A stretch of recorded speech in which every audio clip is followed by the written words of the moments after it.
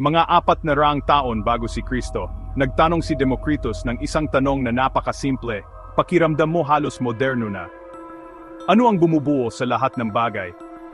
Sa panahong ang karamihan sa mga paliwanag ay umaasa sa alamat o sa kalooban ng mga Diyos, naghanap si Democritus ng pisikal na sagot. Inisip niya na hatiin ang isang bagay ng paulit-ulit, paliliitin ng paliliitin, hanggang sa hindi na ito mahati pa.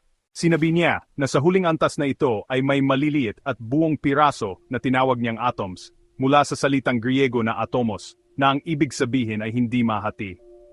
Ang mga atoms na ito ay walang hanggan, hindi nakikita, at laging gumagalaw. Nagkaroon ng iba't ibang materyales dahil magkakaiba ang hugis, laki at ayos ng mga atoms, hindi dahil sa mahika o sa kalooban ng Diyos. Nangyayari ang pagbabago kapag nag-ayos muli ang mga atoms, hindi sa lumitaw o nawala ang isang bagay. Ang nakakagulat dito ay wala si Democritus na mga eksperimento, mikroskopyo o mga equation.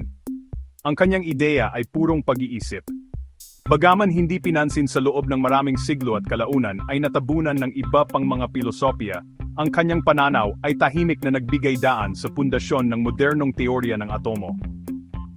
Pagkalipas ng 2,000 taon, babalik ang agham at mapagtanto na tama ang kanyang tanong sa simula pa lang.